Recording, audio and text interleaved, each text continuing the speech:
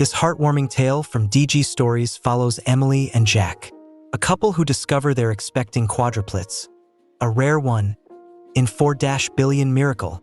What begins as a routine pregnancy quickly turns into an emotional roller coaster filled with challenges. From high-risk complications and months in the NICU to their triumphant journey home, Emily and Jack's love and determination never waver. Their four tiny fighters, Ava, Ben, Dylan, and Chloe, overcome incredible odds, showing us the true meaning of resilience and family. What do you think of this inspiring story? Were you as touched as we were by Chloe's fight and the family's unwavering hope? Let us know where you're watching from and share your thoughts in the comments below.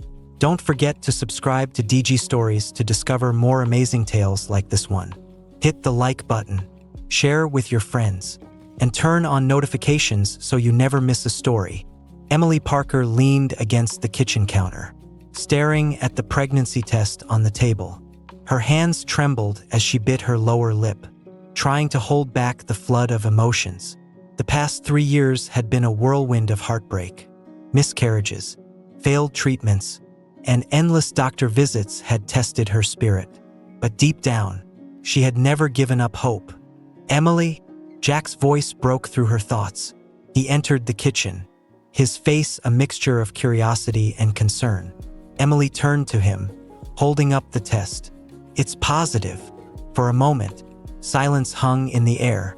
Then Jack crossed the room in 2 strides, pulling her into a tight embrace. "We did it," he whispered, his voice cracking with emotion. Tears streamed down Emily's face as she clung to him. "I'm scared, Jack," she admitted. "What if it doesn't last?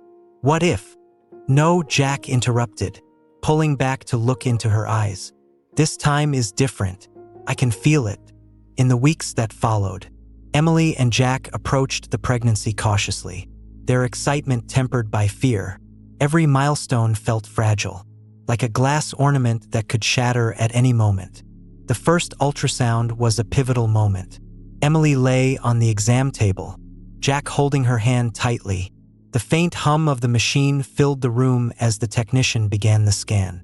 Emily held her breath, waiting for the verdict. "There's the heartbeat," the technician announced. Smiling, Emily exhaled in relief, her heart swelling with hope. But then, the technician frowned slightly, adjusting the wand on Emily's belly. "What is it?" Emily asked, panic creeping into her voice. The technician hesitated, then grinned. "You're having multiples. I see, for heartbeats." Emily's jaw dropped. "4. Jack's grip on her hand tightened. "You're sure?" The technician nodded, pointing at the screen. "Here's baby A, baby B, baby C, and baby D. Congratulations, you're having quadruplets." The room spun as Emily tried to process the news. For babies, for tiny lives growing inside her. Jack looked equally stunned, his eyes wide with a mix of joy and disbelief. "4, Emily repeated, her voice barely above a whisper. "Yes," the technician confirmed. "But I'll let the doctor explain the risks associated with a high-order multiple pregnancy. It's important to be aware of the challenges." The joy Emily felt was quickly overshadowed by fear as the doctor entered the room. He congratulated them but wasted no time outlining the dangers. "Carrying quadruplets is extremely rare and comes with significant risks," he began. "Premature birth is almost inevitable, and there's a high chance of complications for both the mother and the babies." Emily's hand instinctively rested on her belly. "What kind of complications?" The doctor explained the risks: low birth weights, developmental delays, gestational diabetes, preeclampsia, and even organ failure for Emily. "There's also a procedure called selective reduction," he added carefully. "It's a difficult decision, but it can improve the chances of a successful pregnancy by reducing the number of fetuses." Jack's face hardened. "You mean terminating one or more of the babies?" The doctor nodded solemnly. "It's entirely up to you. I understand this is a deeply personal decision." Emily's mind raced, The image of the 4 tiny heartbeats on the screen was seared into her memory. How could she choose between them? Each one felt like a miracle, a testament to the years of hope and heartbreak she and Jack had endured. As they drove home, the weight of the conversation pressed heavily on them. Jack kept glancing at Emily, his protective instincts battling his own fears. "Emily, we need to talk about this," he said finally. She turned to him, her eyes brimming with tears. "How can we even consider it? Jack, there are babies." Jack ran a hand through his hair, his voice thick with emotion. "I know, but if carrying all 4 puts you in danger, I don't think I could handle losing you." Emily's resolve hardened. "We fought too hard for this. I'm not giving up on any of them." Jack sighed, reaching over to take her hand. "Then we'll fight for all of them." In the days that followed, the reality of their situation began to sink in.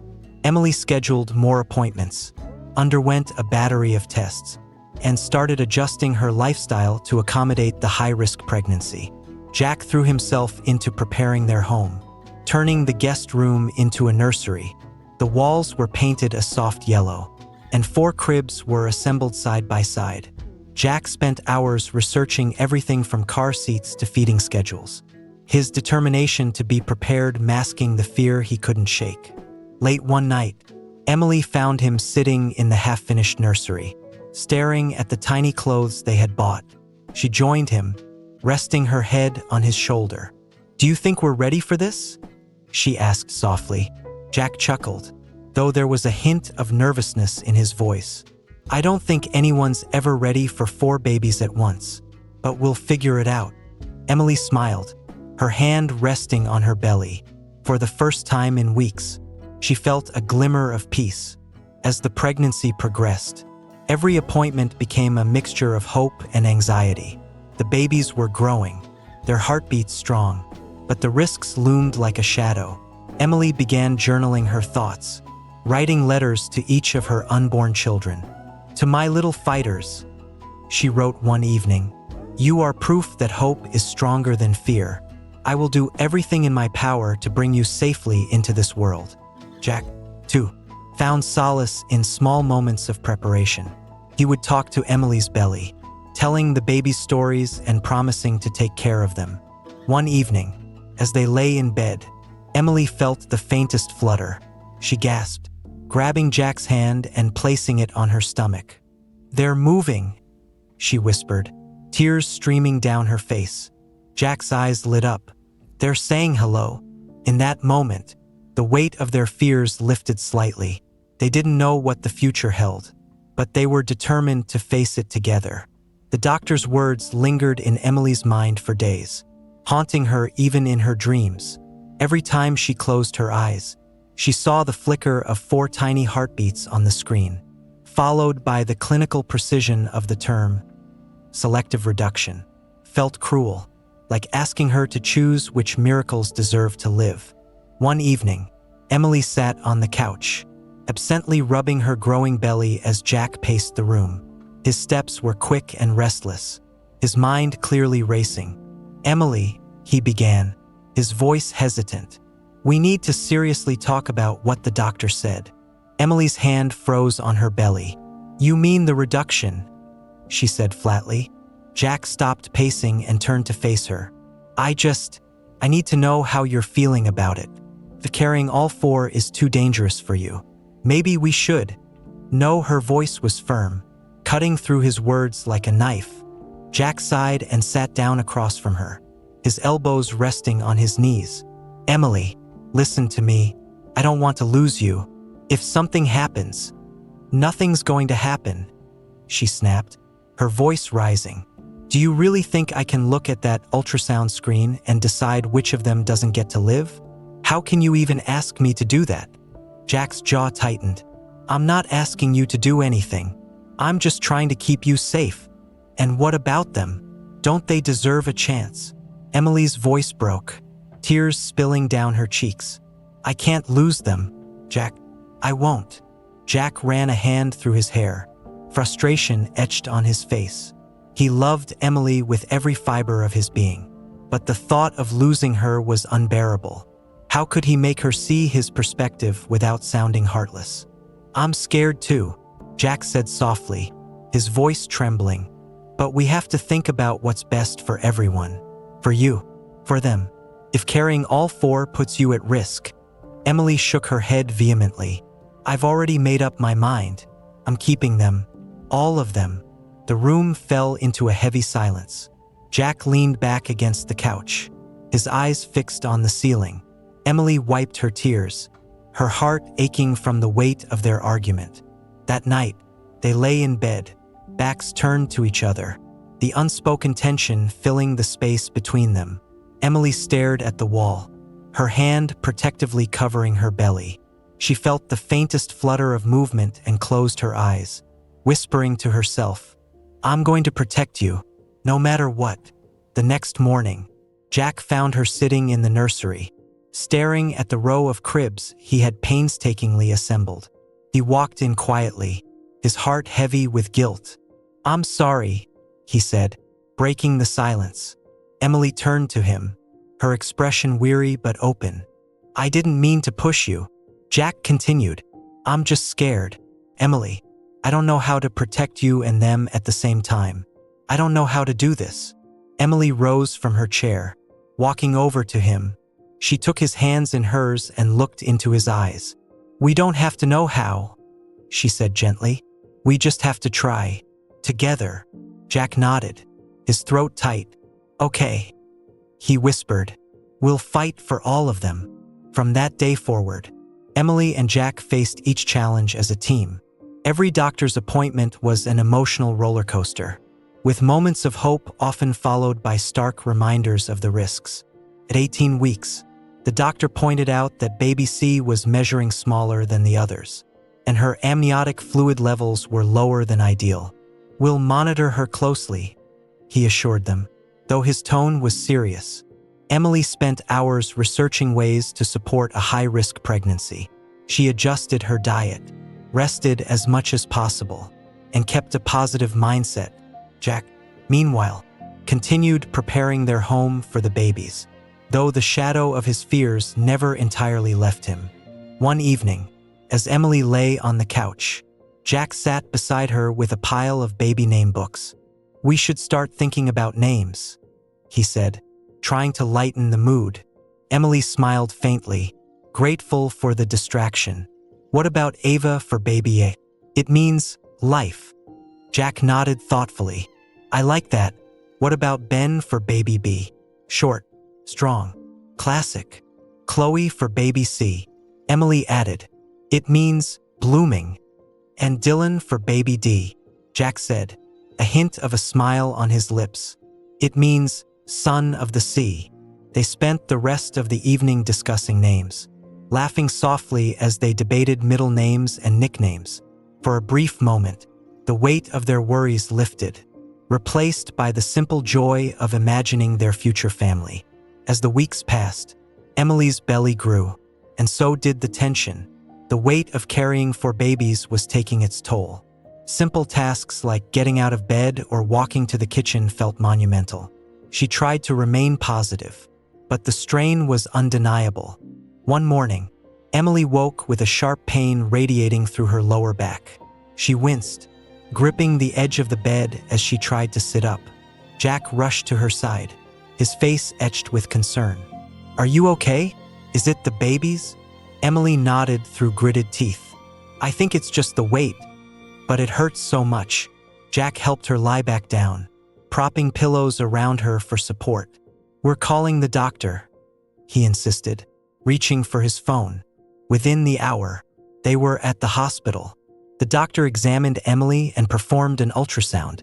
"The babies are fine for now," he said, his tone cautious. "But your body is under significant strain. This level of discomfort isn't uncommon with multiple pregnancies, especially quads. I recommend strict bed rest from here on out." Emily's heart sank. The idea of being confined to bed for weeks felt suffocating. "Is there any other way?" she asked, her voice tinged with desperation. The doctor shook his head. "It's the best way to reduce the risks. Your priority now is to stay off your feet as much as possible." As they drove home, Emily stared out the window, her mind swirling. She hated feeling helpless. Jack glanced at her, sensing her frustration. "We'll get through this," he said firmly. "I'll take care of everything." And he did. Jack took over cooking, cleaning, and managing the household. He even coordinated with friends and family to create a support system. Emily watched him with a mix of gratitude and guilt, knowing how much he was taking on. But despite their best efforts, the stress of the situation continued to build. At 22 weeks, they received another concerning update during a routine checkup. Baby C's growth was still lagging, and the doctor expressed concern about intrauterine growth restriction, IUGR. "She's not getting enough nutrients," the doctor explained. "We'll need to monitor her even more closely. If her condition worsens, it could affect the other babies as well." Emily felt her chest tighten as the doctor's words sank in. How could she possibly protect all 4 of her babies? Jack reached over, squeezing her hand, but his expression betrayed his worry. That evening, as Emily lay in bed, she couldn't shake the image of baby C on the ultrasound screen. Her tiny frame, her flickering heartbeat, every part of her seemed so fragile. Emily's eyes welled with tears. "I'm sorry," she whispered, her hands resting on her belly. "I wish I could do more for you." Jack walked into the room, carrying a tray with tea and toast. He set it on the bedside table and sat beside her. "You don't have to apologize," he said softly. "You're doing everything you can." Emily shook her head. "It doesn't feel like enough. Baby C is struggling, and I can't fix it. I'm failing her." Jack took her hands in his gaze steady. "You're not failing anyone, Emily. You're the reason they're still fighting. All of them." His words offered some comfort, but the fear lingered. In the weeks that followed, Emily's condition worsened.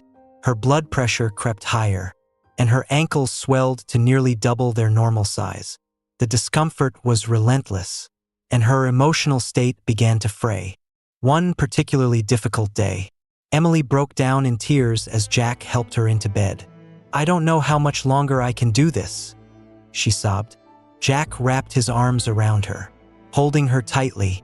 "You're the strongest person I know," he said, his voice thick with emotion. "But you don't have to do it alone. I'm right here." As the pregnancy reached 26 weeks, every day felt like a victory. The doctor's new goal was to get Emily to 28 weeks, but even that seemed like an eternity away. Late one night, as Jack was cleaning up the kitchen, he heard Emily call out from the bedroom. He rushed in to find her clutching her belly, her face pale.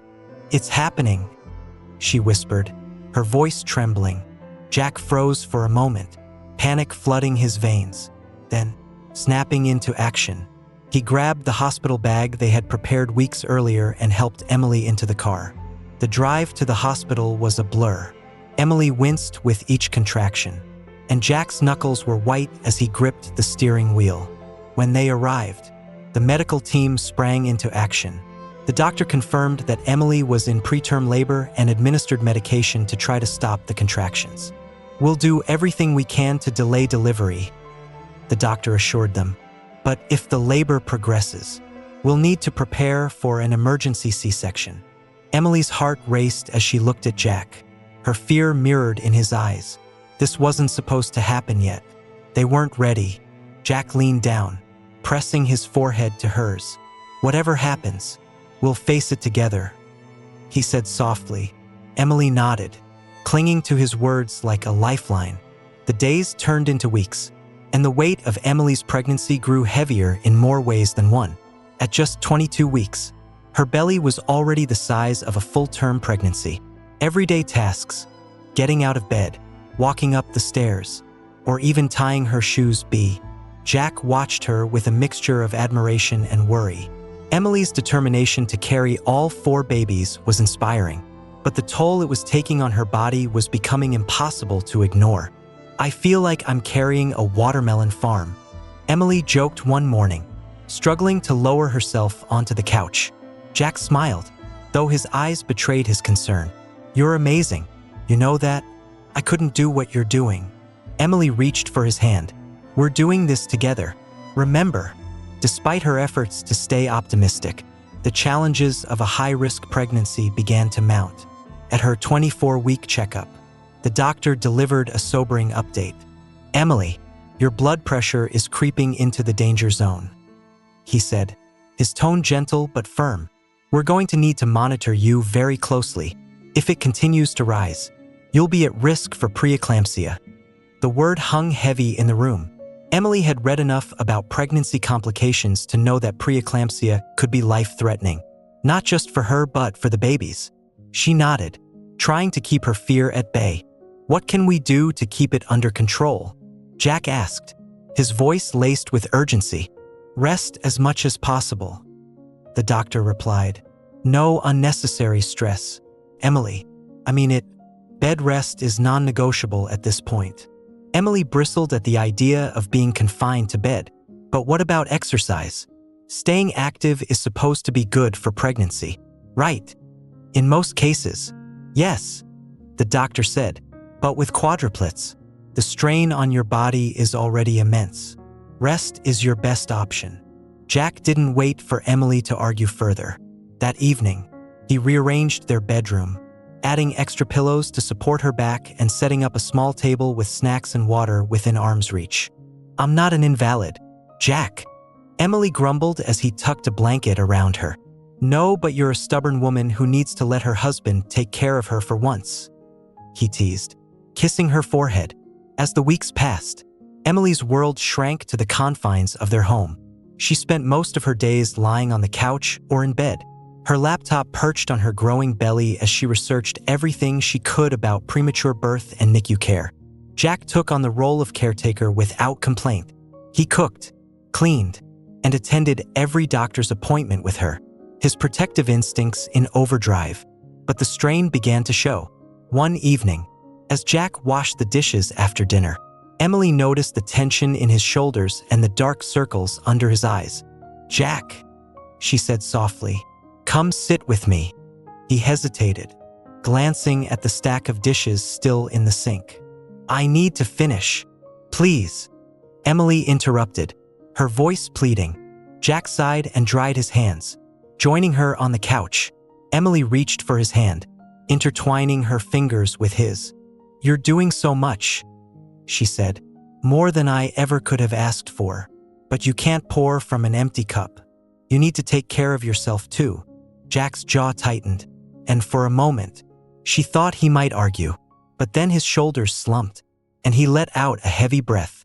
"I'm just scared, Em," he admitted, his voice barely above a whisper.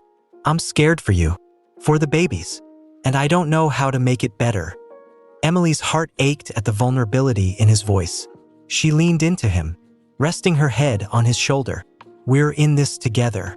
Remember, you don't have to carry it all by yourself." Jack nodded, his grip on her hand tightening. At 26 weeks, another complication arose. During a routine ultrasound, the doctor noticed that baby D's growth had slowed. "We're seeing signs of intrauterine growth restriction," the doctor explained. "It's common in multiple pregnancies, especially with the baby furthest from the placenta. We'll need to keep a close eye on him." Emily's heart sank. "Is he going to be okay?" "It's too early to tell," the doctor admitted, "but the other babies seem to be compensating well. The goal is to keep them all in utero as long as possible. Every day counts." The news added another layer of stress to an already overwhelming situation. Emily found herself lying awake at night, her hand on her belly, silently willing her babies to keep growing. One evening, as she lay in bed, she felt a sudden, sharp pain in her lower back. She gasped, clutching the sheets as the pain radiated through her body. "Jack," she called, her voice trembling. Jack rushed into the room, his face pale with worry. "What's wrong?" "I don't know," Emily gasped. "It feels like something's wrong." Jack didn't hesitate. He grabbed his keys and helped Emily into the car, driving to the hospital as quickly as he could. By the time they arrived, Emily was in tears, the pain intensifying with every passing minute. Nurses hurried to her side, wheeling her into a room and hooking her up to monitors. Jack stood by helplessly, his heart pounding as he watched the medical team work. Her blood pressure is spiking. One nurse said, "We need to stabilize her." The doctor said, his tone urgent. Emily gripped Jack's hand, her eyes wide with fear. "Don't let anything happen to them," she whispered. "We won't," Jack promised, though he wasn't sure who he was trying to reassure, her or himself. Emily lay on the hospital bed, her heart racing as monitors beeped urgently around her. The doctor adjusted the straps of the fetal monitors, his face a mask of concentration. "Emily," he said, "your blood pressure is dangerously high, and we're seeing some signs of preterm contractions. We'll need to administer medication to stop the contractions and stabilize your condition." Jack stood beside her, his hands trembling as he clutched hers. "Is she going into labor?" he asked, his voice tight with fear. "It's too early to tell," the doctor replied.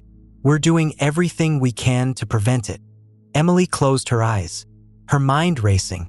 She had known the risks, but now that she was living them, felt unbearable. The thought of her babies being born too soon, their tiny bodies unprepared for the world, sent a wave of terror through her.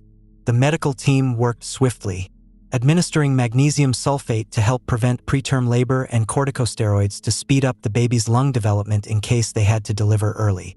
Emily gritted her teeth as the medication coursed through her veins, making her feel hot and flushed. Hours passed in a blur of tests and monitoring. Jack stayed by her side, wiping her forehead with a damp cloth and whispering words of encouragement. By morning, Emily's condition had stabilized, and the contractions had stopped. The doctor returned with cautious optimism. "You're in the clear for now," he said, "but this was a close call. Emily, we'll need to keep you here for observation, at least for the next few days." Emily nodded weakly, relief mingling with exhaustion. Later that day, as Jack sat beside her, his head resting in his hands, Emily reached out to touch his arm. "You haven't slept," she said softly. "I'm fine," he replied, though his red-rimmed eyes betrayed him. "Jack, you can't take care of me if you're running on empty," Emily said gently. "Go home, take a shower, get some rest." Jack hesitated, torn between his need to be with her and her obvious concern for him. Finally, he nodded. "Okay," he said, "but call me if you need anything. I'll be back as soon as I can." While Jack was gone, Emily had time to reflect. Lying alone in the sterile hospital room, she realized just how fragile their situation was. She placed her hands on her belly, feeling the faint movements of her babies. "You're fighters," she whispered, "every one of you, and I'm going to keep fighting for you."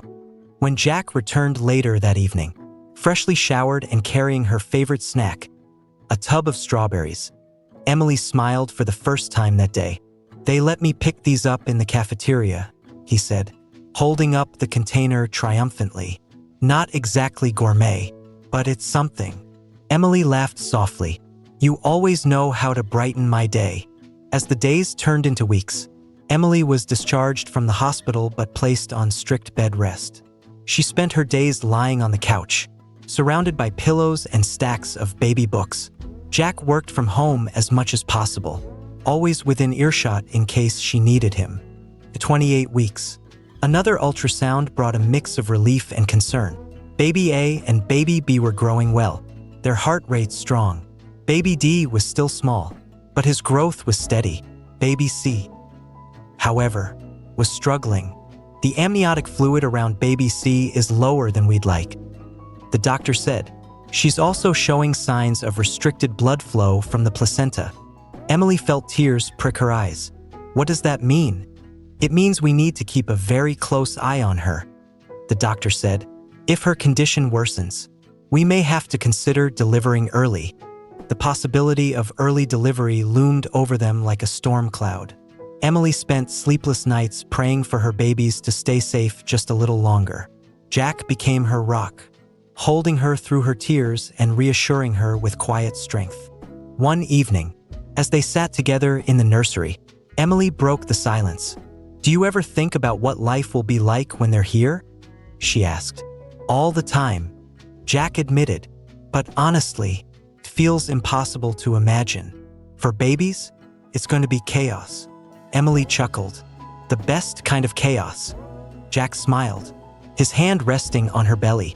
They're going to be amazing, just like their mom. At 30 weeks, Emily hit a critical milestone. Every additional day her baby stayed in utero was a victory, but the strain on her body was becoming unbearable. Her ankles were swollen, her back ached constantly, and simple tasks like standing up left her breathless. During a checkup, the doctor delivered the news they had been dreading. "Emily, your blood pressure is spiking again," he said, "and we're seeing signs of preeclampsia. We need to admit you to the hospital immediately." Emily's heart sank. "How bad is it?"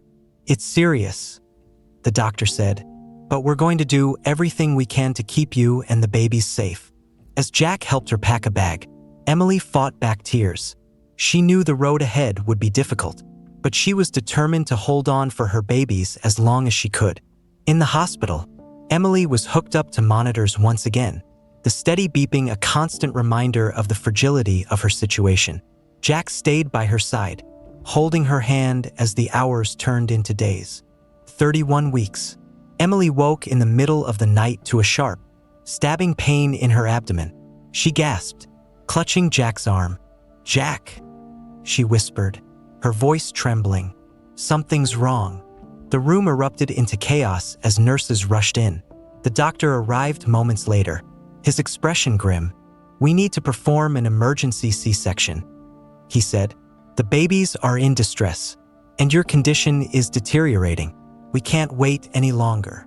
Emily nodded, tears streaming down her face. "Do whatever you need to do. Just save them." Jack leaned down, kissing her forehead. "I'm right here," he whispered. "We'll get through this." As they wheeled her into the operating room, Emily whispered a silent prayer. She didn't know what the future held, but she knew one thing. She would fight for her babies with everything she had. The bright lights of the operating room were blinding as Emily lay on the cold, sterile table. The sounds of the beeping monitors filled the air, each one a reminder of the critical situation she and her babies were in. Jack stood just outside the door, watching helplessly as the medical team prepared for the emergency C-section. "Stay strong," he whispered to himself, clenching his fists to stop his hands from shaking. Inside the room, Emily stared at the ceiling, tears streaming down her temples. She tried to focus on her breathing, but her mind raced with fear. Were her babies ready to face the world this early? Would they even survive? "Emily, we're going to take care of you," the doctor said, his voice calm but firm. "I need you to stay as still as you can." "Okay," she nodded, her throat too tight to speak.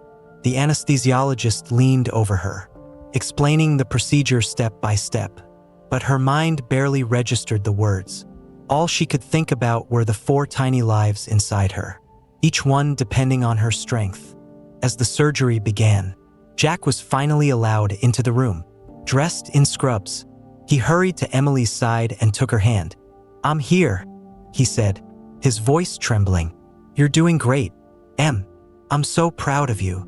Emily turned her head to look at him, her eyes filled with tears. "I'm scared," she whispered. "I know," Jack said, squeezing her hand. "But you're not alone. We're in this together." The room buzzed with activity as the surgical team worked quickly and efficiently. The first baby was delivered within minutes, and a faint cry filled the air. "Baby A is out," the doctor announced. "It's a girl." Emily let out a sob of relief as she heard her daughter's cry. The nurse quickly carried the baby to a warmer, where a team of specialists began checking her vital signs. Moments later, another cry echoed through the room. "Baby B is here," the doctor said. "It's a boy." Jack's grip on Emily's hand tightened as they listened to their son's first cries. 2 down, Emily thought, her heart pounding. Please let them all be okay. The delivery continued with an intensity that left Emily breathless. Baby C was next, but the room fell silent after she was delivered. "Baby C isn't crying," Emily whispered, her voice panicked. The medical team worked swiftly, clearing the baby's airways and placing her on oxygen. After what felt like an eternity, a week, muffled cry broke the silence. "She's breathing," one of the nurses said, her tone reassuring. "She's just very small." Emily's chest heaved with a mixture of relief and fear. Finally, the doctor announced the arrival of baby D. Another boy. His cry was stronger than baby C's but softer than the first two. The medical team quickly assessed him and began administering support to help with his breathing. "All 4 babies are out," the doctor said.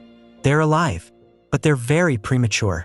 The NICU team will take over from here." Emily felt a wave of exhaustion wash over her. She turned to Jack, her vision blurred by tears.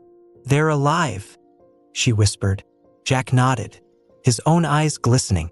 "You did it, Em. You brought them into the world." As the medical team wheeled the babies out one by one, Jack followed, torn between staying with Emily and being with his children. "Go with them," Emily urged. "Make sure they're okay." Jack hesitated, then leaned down to kiss her forehead. "I'll be right back." In the NICU, Jack watched as each baby was placed in an incubator. The room was filled with the hum of machines and the soft voices of nurses explaining the baby's conditions. "Baby A is stable and breathing on her own," one nurse said. "Baby B needs a little help with oxygen, but he's doing well," another added. Jack felt a flicker of hope until he heard the update on baby C. "She's struggling," the neonatologist said. "Her lungs are underdeveloped, and she'll need significant support." Jack's heart sank as he looked at his tiniest daughter, her frail body dwarfed by the equipment surrounding her. He reached out, placing his hand on the glass of her incubator. "Hang in there, little one," he whispered. "We're not giving up on you." When Jack returned to Emily's side, she was groggy but awake. He sat beside her, taking her hand in his. "How are they?" she asked, her voice barely audible. "Baby A and B are doing well," Jack said. "Dylan, baby D, is holding his own. Chloe, she's struggling, but they're taking care of her." Emily nodded, tears streaming down her face. "I need to see them. Jack, I need to be with them." "You will," Jack promised, "as soon as you're strong enough." That night, as Emily drifted off to sleep, Jack sat by her side, replaying the events of the day in his mind. He felt a deep sense of awe at Emily's strength and an overwhelming love for their 4 tiny miracles. The following morning, Emily awoke to find Jack sitting in the chair beside her, his head bowed and hands clasped together as if in prayer. She reached out weakly, her fingertips brushing his arm. "Jack," she murmured. He looked up instantly, his eyes red-rimmed from lack of sleep. "Emily," he said softly, taking her hand in his. "How are you feeling?" "Sore," she admitted, "but I need to see them. Please, Jack." Jack hesitated. The sight of their babies in the NICU, so small and fragile, had shaken him to his core. He wasn't sure if Emily was ready for that, but he knew better than to argue. "Okay," he said. "Let me talk to the nurse." An hour later, Emily was carefully wheeled into the NICU, her heart pounding with both anticipation and dread. The room was a symphony of beeping monitors, hushed voices, and the soft hum of life support machines. Her eyes landed on baby A first. Ava, as they had named her, was in an incubator, her tiny chest rising and falling steadily. Despite her size, she looked strong, her hands twitching slightly as if reaching for something unseen. "She's a fighter," the nurse said with a smile. Emily's eyes filled with tears. "Hi, Ava," she whispered, placing a trembling hand against the glass. "Mommy's here." Next was Ben, baby B. He was quieter than his sister, his small form curled into himself as he slept. Emily noticed the slight movement of his tiny fingers and felt a flicker of hope. "He's stable," the nurse assured her. "He's conserving his energy, which is exactly what we want." Emily nodded, grateful for every small mercy. Then came Dylan, baby D. His oxygen levels fluctuated slightly, but the nurse reassured Emily and Jack that he was holding his own. "Hey, little man," Jack said, his voice thick with emotion. "You're doing great." Finally, they reached Chloe, baby C. Emily's heart clenched as she saw her smallest daughter, her body dwarfed by the wires and tubes that seemed to surround her.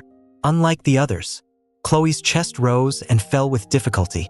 Her breathing labored despite the ventilator's assistance. "She's struggling," the neonatologist explained gently. "Her lungs are underdeveloped, and she's showing signs of respiratory distress syndrome. We've started her on surfactant therapy, and we'll be monitoring her closely." Emily felt tears spill over as she gazed at her fragile daughter. "Hi, Chloe," she whispered, her voice breaking. "You're so strong, sweetheart. We're here, and we're not going anywhere." Jack placed a hand on Emily's shoulder, his own eyes filled with unshed tears. "She's a fighter, just like her mom," he said softly. The days that followed were some of the most challenging Emily and Jack had ever faced. Each day brought updates, some good, some heart-wrenching. Ava and Ben continued to show progress, their bodies growing stronger with each passing day. Dylan had a few minor setbacks but was stable overall. Chloe, however, remained in critical condition. Her oxygen levels fluctuated constantly, and the medical team worked tirelessly to keep her stable. One night, just after midnight, Emily and Jack received a call from the hospital. "Mrs. Parker," the nurse began, her tone calm but serious. "Chloe's oxygen levels have dropped significantly. We've made adjustments to her ventilator, but you should come in." Emily's heart raced as she and Jack hurried to the hospital. When they arrived, the sight of Chloe's incubator surrounded by nurses and doctors took Emily's breath away. "What's happening?" she asked, her voice trembling. "She's developed a mucus blockage in her airways," the neonatologist explained. "We've cleared it, but her condition remains very delicate." Emily pressed her hand to the glass of Chloe's incubator, tears streaming down her face. "Please, sweetheart," she whispered, "keep fighting. You can do this." Jack stood beside her, his hand resting on her shoulder. "We're here, Chloe," he said, his voice thick with emotion. "We love you." After what felt like an eternity, Chloe's oxygen levels began to stabilize. The nurses reassured Emily and Jack that the crisis had passed, but the fear lingered like a shadow. That night, as they sat by Chloe's side, Emily turned to Jack. "What if she doesn't make it?" she whispered, her voice breaking. Jack shook his head, his jaw set with determination. "She will," he said firmly. "She's a Parker, and Parkers don't give up." Emily managed a weak smile, her heart clinging to his words. In the days that followed, Chloe showed small but significant improvements. Her oxygen needs decreased slightly, and she began to gain weight. The medical team remained cautiously optimistic, reminding Emily and Jack that progress in the NICU was often 2 steps forward, 1 step back. Despite the constant ups and downs, Emily and Jack found solace in the small victories. They celebrated Ava's first time off oxygen support, Ben's first bottle feeding, and Dylan's first weight milestone. And through it all, Chloe continued to fight, her tiny body defying the odds with every passing day. The NICU became a second home for Emily and Jack. Days blurred into nights as they settled into a routine, arriving early each morning to check on the babies, spending hours at their sides, and reluctantly leaving when visiting hours ended. The hum of machines and the beeping monitors were constant reminders of how fragile their children's lives were. Emily found herself memorizing every detail of the NICU, the warm glow of the incubators, the soft footsteps of the nurses, and the faint sound of babies crying somewhere down the hall. Ava, the strongest of the 4, continued to thrive. By her second week in the NICU, she no longer needed oxygen support. Emily smiled as she watched her daughter kick her tiny legs, her fists clenching and unclenching as if she were practicing for the challenges ahead. "She's going to be a handful," Jack joked, his voice filled with pride. "Just like her dad," Emily teased, though her heart swelled with love every time she looked at Ava. Ben was quieter, his progress slower but steady. Emily often lingered by his incubator, marveling at his calm demeanor. She loved to watch his tiny chest rise and fall as he slept, his peacefulness a balm to her anxious heart. "Keep growing, sweetheart," she whispered one afternoon, her fingers brushing the glass. "You're doing amazing." Dylan was a mix of both, active at times but often needing more rest than his siblings.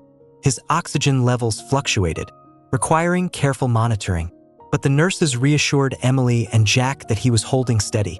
"Your little guy is tough," one nurse said, adjusting Dylan's ventilator. "He's got a fighting spirit." Emily smiled, though her thoughts often drifted to Chloe. Chloe's journey was the hardest of all. Every milestone felt like a battle won, but every setback was a stark reminder of how fragile she was. Her lungs remained underdeveloped, and she required the highest level of support. One morning, as Emily sat beside Chloe's incubator, the neonatologist approached her with a serious expression. "Mrs. Parker," he began, "Chloe's oxygen levels have been fluctuating more than we'd like. We're considering administering another dose of surfactant to help her lungs function more effectively. It's a routine procedure, but there are some risks." "What kind of risks?" Emily asked, her voice tight. "There's a chance of complications, like a drop in blood pressure or an increased risk of infection," the doctor explained. "But without it, her lungs may not improve." Emily felt Jack's hand on her shoulder, his presence grounding her. She turned to the doctor and nodded. "Do whatever you need to do to help her." The procedure was scheduled for that afternoon. Emily and Jack waited outside the NICU, their nerves stretched to the breaking point. Jack paced back and forth, his hands clenched into fists. "I hate this," he muttered. "I hate that we can't do anything but wait." Emily reached for his arm, pulling him close. "We're doing what we can, Jack," she said softly. "Being here for her, it matters." After what felt like an eternity, the neonatologist emerged with an update. "The procedure went well," he said, his tone reassuring. "Chloe's oxygen levels are improving, but we'll need to keep a close eye on her over the next 24 hours. Emily let out a breath she didn't realize she had been holding. "Thank you," she whispered, tears streaming down her face. Jack pulled her into an embrace, his own relief palpable. The days that followed were filled with cautious optimism.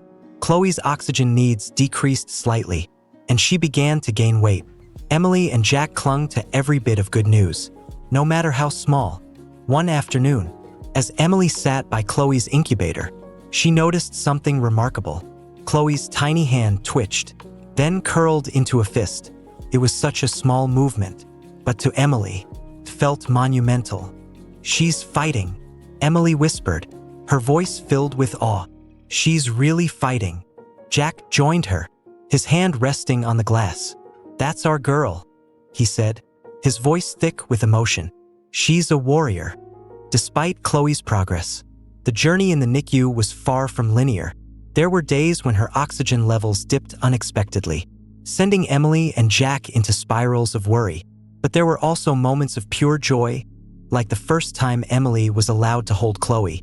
The nurse carefully placed the tiny baby on Emily's chest, ensuring the tubes and wires remained in place. Emily's breath caught as she felt Chloe's warmth against her skin. "Hi, sweetheart," she whispered, tears streaming down her face. "I've been waiting so long to hold you." Chloe's tiny hand rested against Emily's collarbone, her fragile body rising and falling with each labored breath. Jack sat beside them, his eyes filled with wonder. "She's perfect," he said softly. The weeks turned into months, and slowly, the Parker family began to see the light at the end of the tunnel. Ava and Ben reached milestones that allowed them to be moved to lower-level care, and Dylan began bottle feeding, a sign that he was almost ready to go home. But Chloe remained in the NICU, her progress slower but steady. Emily and Jack spent every possible moment by her side, whispering words of encouragement and holding on to hope. One night, as they sat in the NICU, Emily turned to Jack. "Do you think she knows we're here?" Jack nodded without hesitation. "She knows," he said, "and I think it's what's keeping her going." As the weeks dragged on, Emily and Jack began to notice the small, seemingly insignificant victories that kept their spirits afloat. The first time Qutlaw gained an ounce of weight, the moment Dylan's oxygen needs dropped to room air levels, and the day Ava and Ben were moved to open cribs instead of incubators. All of these milestones became cause for celebration. Every ounce matters, Emily said one day, her hand resting on Qutław's incubator. Every single ounce is a step closer to bringing her home. Jack nodded, his eyes fixed on their smallest daughter. She's stronger than she looks, he said. She's going to surprise us all. By the time Ava and Ben were ready to go home, the nurses threw a small celebration in the NICU. Balloons and banners adorned the room, and the nurses handed Emily and Jack tiny footprints of their babies as keepsakes. 2 down, 2 to go, Jack said, cradling Ben in his arms as Emily held Ava. The joy of taking 2 of their children home was bittersweet. As they carried Ava and Ben out of the hospital, Emily couldn't help but glance back at the NICU doors. Qutlaw and Dylan were still inside, their battles far from over. At home, the challenges of caring for 2 newborns quickly became apparent. Jack took on night feedings while Emily balanced between recovering from the C-section and managing the twins' needs. Sleep was a luxury they couldn't afford, but they found joy in the small moments.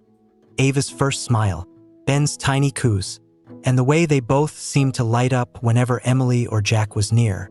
Still, a part of Emily's heart remained with Qutlaw and Dylan in the NICU. She called the hospital multiple times a day for updates, her voice tinged with both hope and fear. "How's Qutlaw today?" she asked during one of her calls. "She had a good night," the nurse replied. "Her oxygen levels are stable, and she's responding well to the latest treatment." Emily let out a sigh of relief. "Thank you," she said, her heart lifting slightly. Dylan's progress was steady, and within weeks, he was ready to join his siblings at home. The day they brought him back, Jack set up all 3 cribs side by side, their little family growing piece by piece. 3 down, Jack said, his voice full of hope. Just 1 more to go. But Qutław's journey remained the hardest. Her lungs, though improving, were still fragile. She had good days where her oxygen levels stayed steady and bad days when she struggled to breathe. The constant back and forth tested Emily and Jack's resilience, but they refused to give up. One evening, as Emily sat by Qutław's incubator, she noticed a nurse adjusting the tubes connected to her daughter. "She's feisty today," the nurse said with a smile. Emily raised an eyebrow. "Feisty? She keeps pulling at the wires," the nurse explained. "She's got a lot of fight in her." Emily laughed softly, her heart swelling with pride. "That's my girl," she whispered. As Qutlaw continued to grow, Emily and Jack found strength in their faith, their love, and the unwavering support of the NICU staff. The nurses and doctors became like family, cheering on every milestone and offering comfort during setbacks. One nurse, Karen, took a special interest in Qutlaw. She often stayed late to care for the tiny fighter, her gentle hands coaxing Qutlaw through her most difficult moments. "She reminds me of my own daughter," Karen confided one evening. "Born premature, just like Qutlaw. She's in college now, studying to be a doctor." Emily's eyes widened. "Really?" Karen nodded. "These little ones are stronger than we think. Never underestimate them." Those words became a mantra for Emily and Jack, a reminder that Qutław's journey was far from over. At 10 weeks old, Qutlaw reached a critical milestone. She was breathing without the ventilator for the first time. Emily and Jack watched with tears in their eyes as the nurses carefully removed the machine, their tiny daughter's chest rising and falling steadily on her own. "She's doing it," Emily whispered, her voice trembling with emotion. Jack wrapped an arm around her shoulders. "I told you she'd surprise us," he said, his smile wide. The progress continued. Qutław's weight increased. Her oxygen levels stabilized, and she began to feed through a bottle for the first time. Each moment was a victory, a testament to her strength and the love that surrounded her. Finally, the day they had been waiting for arrived. Qutlaw was ready to go home. The nurses and doctors gathered to say goodbye, their faces alight with pride and joy. Karen handed Emily a small blanket embroidered with Qutław's name, a parting gift for the family who had become like her own. "She's a miracle," Karen said, her voice thick with emotion. Emily hugged her tightly. "Thank you for everything," she said. As Jack carried Qutlaw out of the hospital, the warm sunlight bathed their family in golden light. Emily looked down at her daughter, her heart overflowing with gratitude. "You did it, Qutlaw," she whispered. "You're finally home." At home, Chloe's crib was placed beside her siblings. Completing the row, Emily and Jack stood back, taking in the sight of their 4 children together for the first time. "We made it," Jack said softly. Emily nodded, tears streaming down her face. "We made it." That night, as they settled into their new routine, Emily felt a deep sense of peace. The journey had been long and arduous, but every step had been worth it. Their family was finally whole. The days at home with 4 newborns were nothing short of chaotic. Emily and Jack quickly discovered that raising quadruplets required an extraordinary level of teamwork, patience, and endurance. Every moment of their day was consumed with feeding, diaper changes, and soothing cries. As soon as Ava finished her bottle, Ben would wake up hungry. Dylan would let out a wail just as Qutlaw began to settle. It was a relentless cycle, but amidst the exhaustion, there were moments of pure joy. One afternoon, as Emily sat on the couch with Qutlaw nestled in her arms, she marveled at how far her youngest daughter had come. Qutlaw was still smaller than her siblings, her cheeks not as full, but her eyes were bright and alert. "You're a miracle. You know that," Emily whispered, brushing a kiss against Chloe's forehead. Qutlaw blinked up at her, her tiny fingers curling around Emily's thumb. It was a small gesture, but it filled Emily's heart with overwhelming love. Despite Chloe's progress, there were lingering challenges. Her lungs remained fragile, and any sign of a cold or respiratory infection sent Emily and Jack into a state of heightened vigilance. They had been warned by her doctors that even a minor illness could quickly escalate into something life-threatening.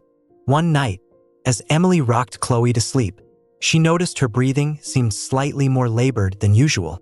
"Jack," she called softly, her voice tinged with worry. Jack hurried into the room, his face immediately mirroring her concern. "What's wrong?" Emily gestured to Qutlaw. "Her breathing. It's faster than normal." Jack leaned in, watching Qutlaw closely. Her tiny chest rose and fell rapidly, and a faint wheezing sound accompanied each breath. "We need to call the doctor," Emily said, her voice trembling. Within the hour, they were at the emergency room. Qutlaw cradled tightly in Emily's arms. The familiar beeping of monitors and the sterile smell of the hospital brought back memories of the NICU, sending a wave of anxiety crashing over them. The pediatrician on call examined Qutlaw and quickly ordered a series of tests. "Her oxygen levels are lower than we'd like," she explained. "We're going to start her on oxygen support and monitor her closely for the next 24 hours. Emily nodded, her throat too tight to speak. She sat beside Chloe's hospital crib, her hand resting on her daughter's chest.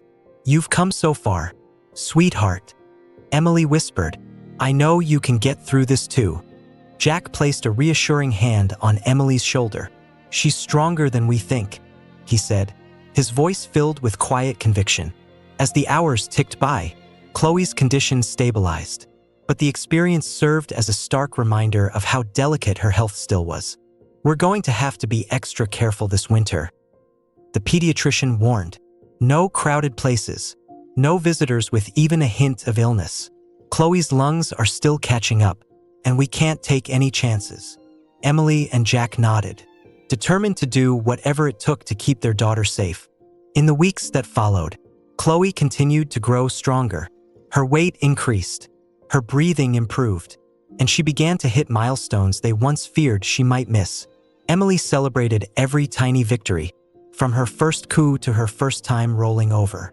One afternoon, as Emily sat on the floor of the nursery watching Qutlaw attempt to lift her head during tummy time, she felt a swell of pride.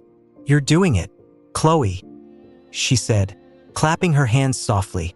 "You're so strong." Qutlaw lifted her head slightly, her bright eyes locking onto Emily's face.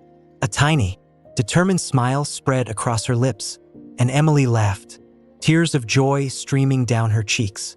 "She smiled at me." "Jack," Emily called, her voice brimming with excitement. Jack entered the room, grinning as he crouched beside them. "Our little warrior," he said, gently stroking Chloe's hair. The moment was a turning point for Emily. For the first time, she allowed herself to imagine a future where Chloe would not only survive but thrive. Still, the road ahead was not without challenges. Chloe's immune system remained weaker than her siblings, and every small cough or sniffle sent Emily into a state of hyper-awareness. But Chloe's resilience never ceased to amaze them. One evening, as Emily rocked Chloe to sleep, she found herself reflecting on their journey. From the terrifying early days in the NICU to the countless sleepless nights at home. Every step had been a battle, but Chloe had fought through it all, defying every odds stacked against her. "You're my miracle," Emily whispered, her voice filled with gratitude. Bringing Chloe home was a dream Emily and Jack had clung to for weeks. But the reality of caring for her alongside her 3 siblings quickly proved to be overwhelming.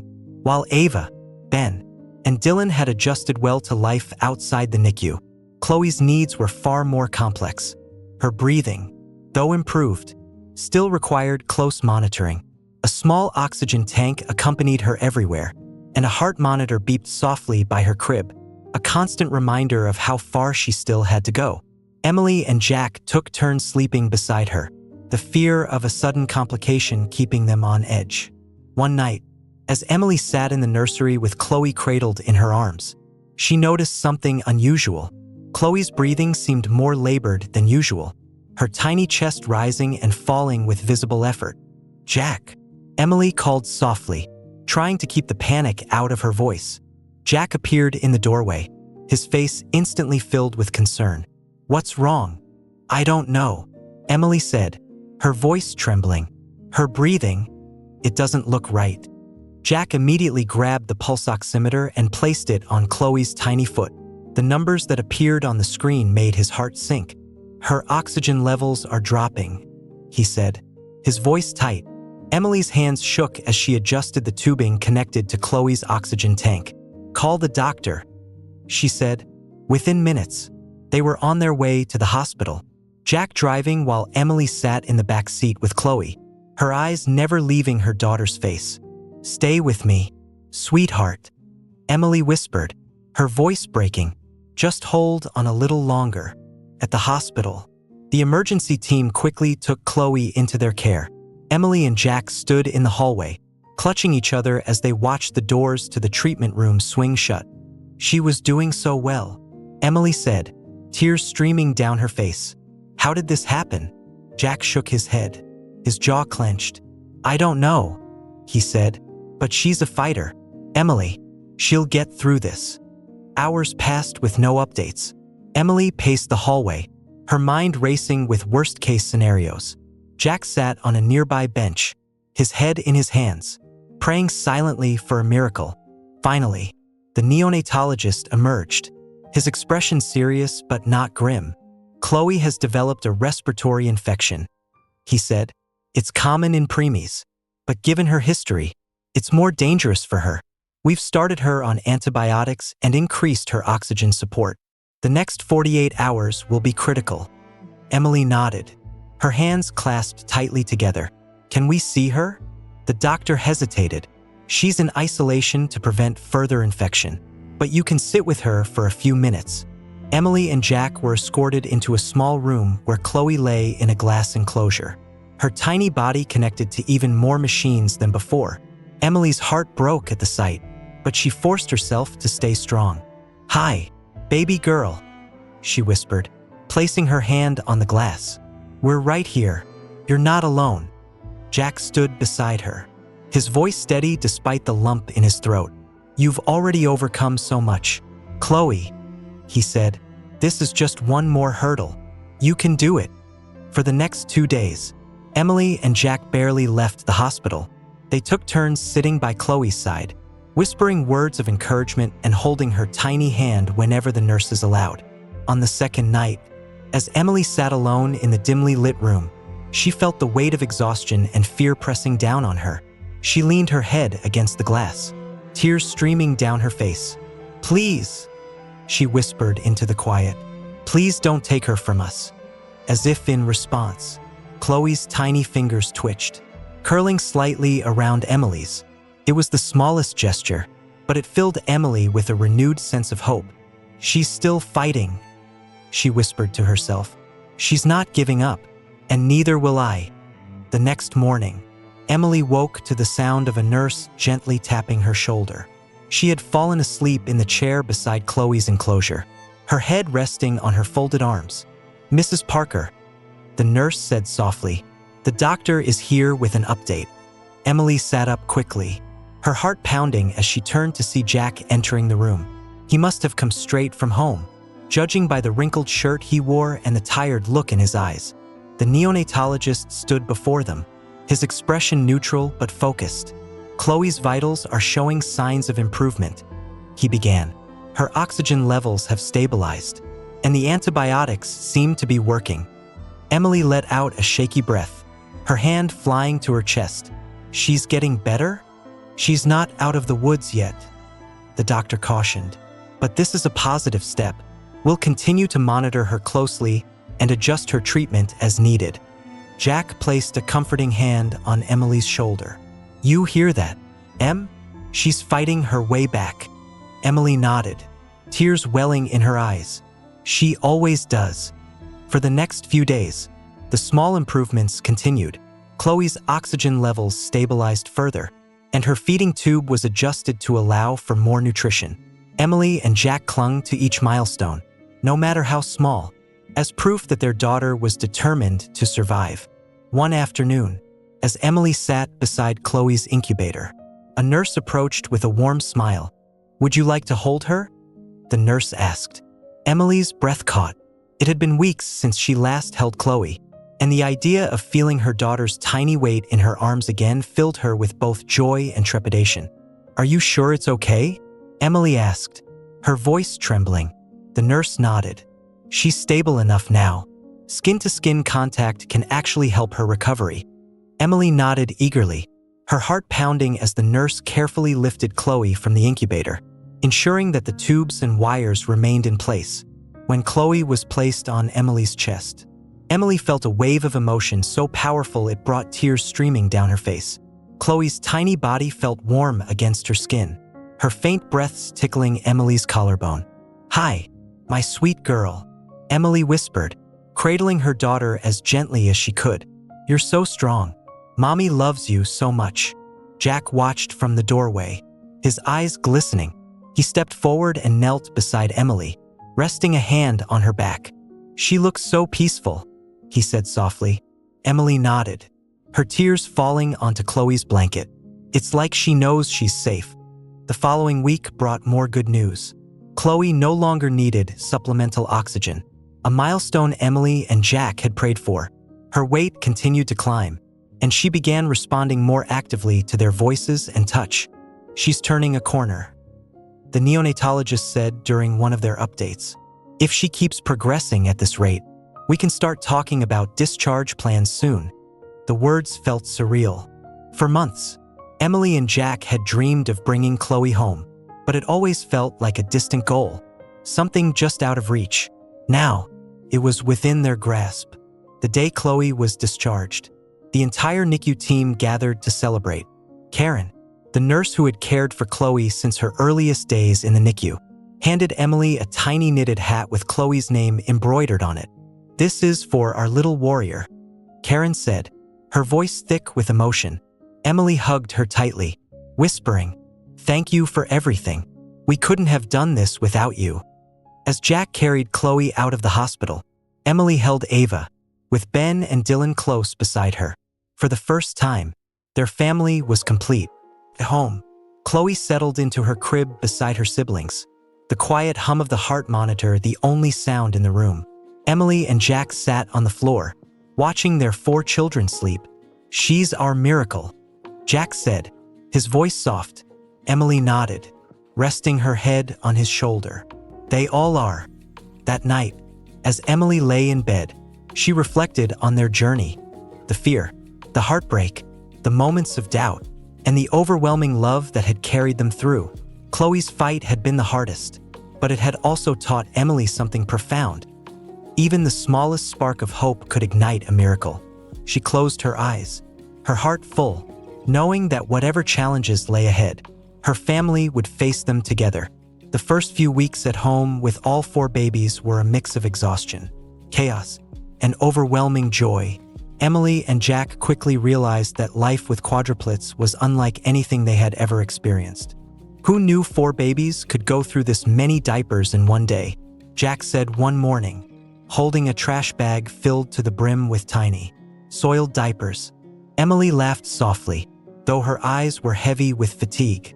She was seated in the nursery, feeding Dylan while Ava dozed in her crib. Chloe and Ben were in the living room with their grandparents, who had come to lend a hand. Diapers, bottles, burp cloths. It's endless, Emily said, but I wouldn't trade it for anything. Despite the challenges, every moment with their children felt like a blessing. Emily cherished the way Chloe clung to her during feedings, her tiny fingers wrapping tightly around Emily's thumb.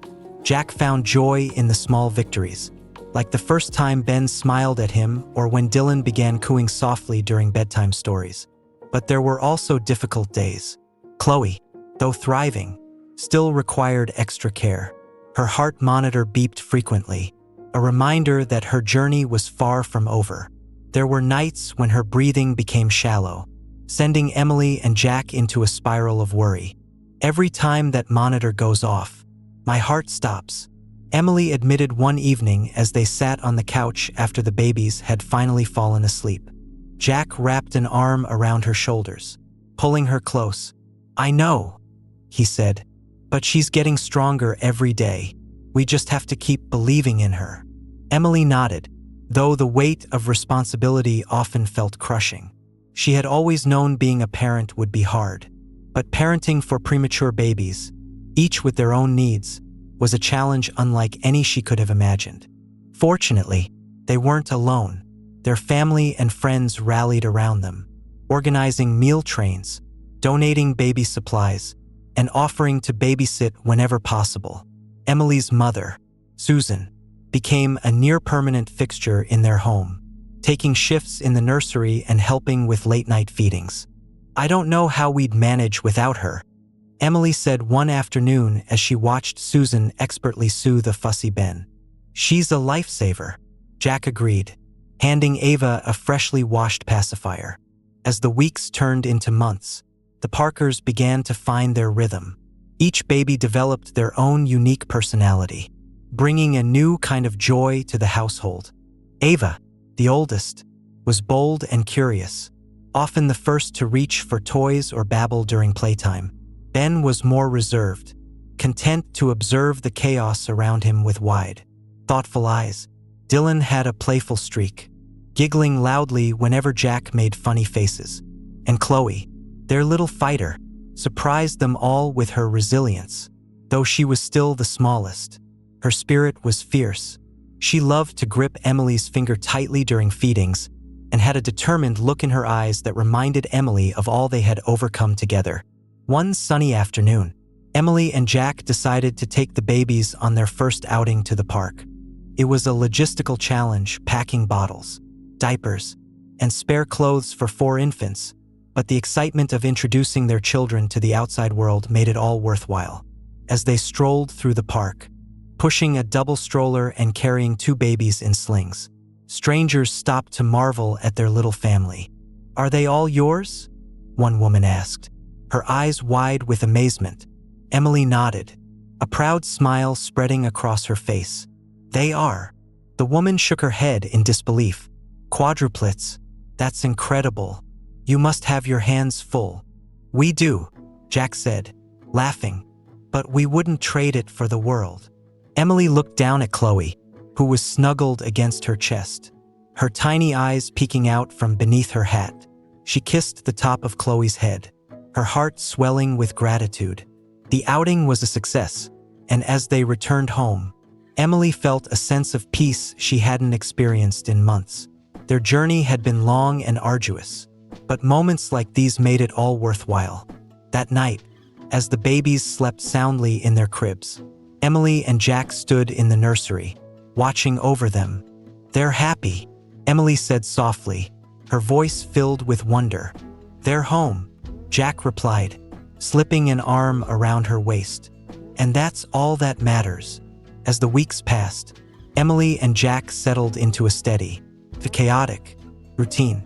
Mornings began early with a symphony of cries as the babies demanded their bottles in unison. Jack had become an expert at juggling 2 bottles at once, feeding Ava and Ben simultaneously, while Emily focused on Dylan and Chloe.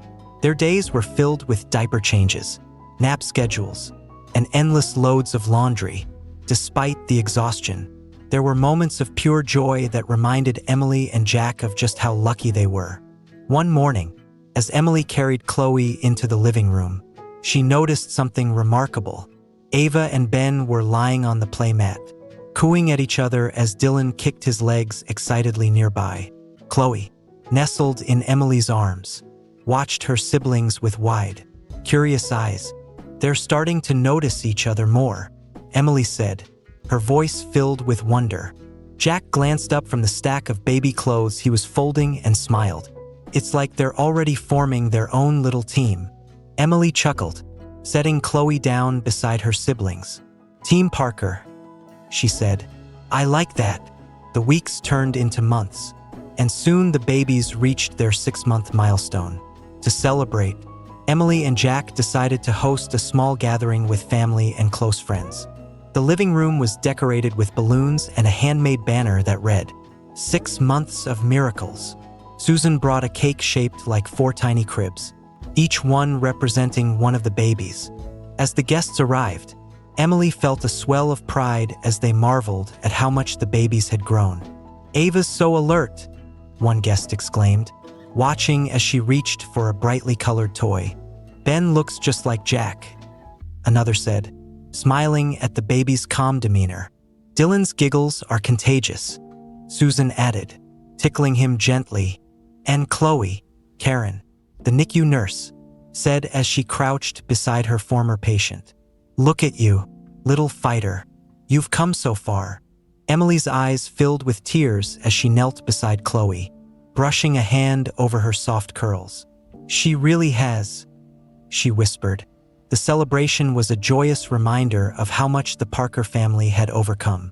As Emily and Jack watched their guests interact with the babies, they felt a profound sense of gratitude for the community that had supported them through every step of their journey. Later that evening, after the house had quieted and the babies were tucked into their cribs, Emily and Jack sat together on the couch, their hands intertwined. "Can you believe it's been 6 months?" Emily asked, her voice tinged with disbelief. Jack shook his head, a smile playing on his lips. "It feels like yesterday we were in the NICU, wondering if we'd ever make it to this point." Emily leaned her head on his shoulder, her heart full. "We're so lucky," she said softly. "I look at them and see everything we've fought for. There are miracles." As the months continued to pass, life with quadruplets remained a whirlwind. But Emily and Jack faced each challenge with newfound confidence. Chloe's health improved steadily, and by her first birthday, she no longer needed supplemental oxygen or a heart monitor. On the day of their first birthday, Emily and Jack threw a party filled with laughter, love, and countless balloons. The backyard was decorated with a rainbow theme, symbolizing the light their children had brought into their lives after years of struggle. Ava, Ben, Dylan, and Chloe each had their own small cake, though most of the frosting ended up smeared on their faces and clothes. The sight made everyone laugh, and Emily quickly grabbed her camera to capture the moment. "Say happy birthday," she called, snapping a photo of Jack holding Dylan while Ava tried to steal a bite of Chloe's cake. As the party wound down, Emily and Jack stood side by side, watching their children play on a blanket spread across the grass. The golden light of the setting sun bathed the scene in a warm glow, and for a moment, everything felt perfect. "They're going to do amazing things," Jack said, his voice filled with pride. Emily nodded, her heart swelling with love. "They already have," she said. That night, after the house was quiet and the babies were fast asleep, Emily and Jack sat together in the nursery. The soft glow of a nightlight illuminated the room, casting gentle shadows across the cribs. Emily reached for Jack's hand, her voice barely above a whisper. "We did it," she said. Jack squeezed her hand, a smile spreading across his face. "No," he said, "they did it, and they'll keep doing it. Every day." As they sat in the stillness, listening to the soft breaths of their sleeping children, Emily felt a deep sense of peace. Their journey had been long and filled with challenges, but it had also been filled with love, resilience, and hope. They had faced the impossible and come out stronger on the other side. And now, as a family, they were ready for whatever came next. The Parker family's journey had been anything but ordinary, but as Emily and Jack settled into life with their 4 children, they couldn't help but feel an overwhelming sense of gratitude for how far they had come. One crisp autumn morning, Emily stood at the kitchen window, watching Ava, Ben, Dylan, and Chloe toddle across the backyard. Their laughter rang out as they chased bubbles Jack blew from the porch, their tiny legs wobbling with determination. "They're fearless," Emily said, smiling as she joined Jack outside. Jack chuckled, kneeling to help Chloe after she tumbled onto the grass. "They get that from their mom," he said, brushing dirt off her little hands. Chloe grinned up at him, her eyes bright with mischief. She quickly recovered and took off after her siblings, her small frame moving with surprising agility. Emily watched her youngest daughter with pride. Chloe had fought so hard to be here, and now she was thriving.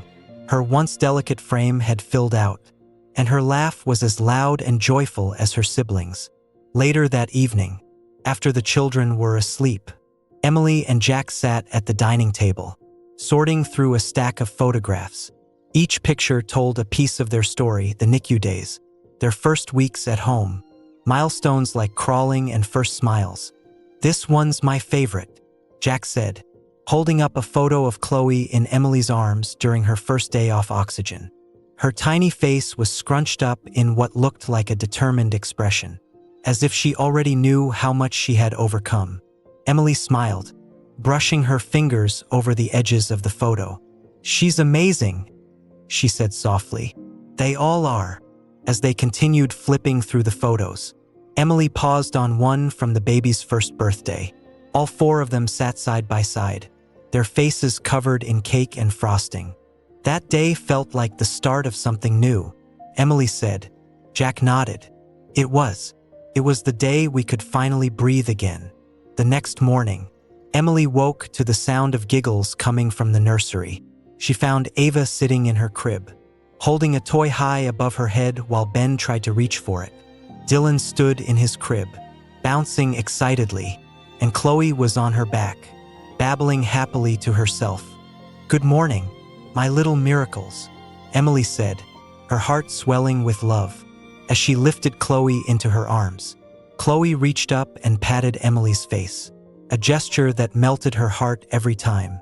In the weeks that followed, life continued to blossom for the Parker family. The children grew stronger and more curious with each passing day, their unique personalities shining through. Ava was the leader of the group, always the first to explore new things. Ben remained thoughtful and observant, often content to let his siblings take the spotlight. Dylan was a bundle of energy, his giggles lighting up every room. And Chloe, their littlest fighter, was a constant reminder of resilience and hope. One evening, as the family gathered in the living room for story time, Jack noticed something remarkable. "Look at her," he whispered, pointing to Chloe. Emily turned to see Chloe sitting cross-legged on the rug, holding a picture book and babbling as if she were reading aloud. Her siblings sat around her, captivated by her animated expressions. "She's leading the pack," Emily said, her voice filled with pride. Jack nodded. "She's come so far." As the months turned into years, the Parker family's journey continued to inspire those around them. Friends and neighbors often marveled at the strength and love that had carried them through their challenges. At a community gathering, Karen, the NICU nurse who had cared for Chloe, approached Emily with a warm smile. "Look at her," Karen said, watching as Chloe chased Ava and Dylan across the playground. I always knew she was a fighter. Emily nodded, her heart full. She taught us all what it means to never give up. That night, as Emily and Jack tucked the children into bed, they reflected on their journey. It feels like a lifetime ago, Jack said, sitting on the edge of Ava's bed. Those nights in the NICU, the constant fear. It's hard to believe we're here now. Emily sat beside Chloe, brushing a strand of hair from her face. We've been through so much, she said, but I wouldn't change a thing. Every challenge, every tear. It was all worth it to have them here.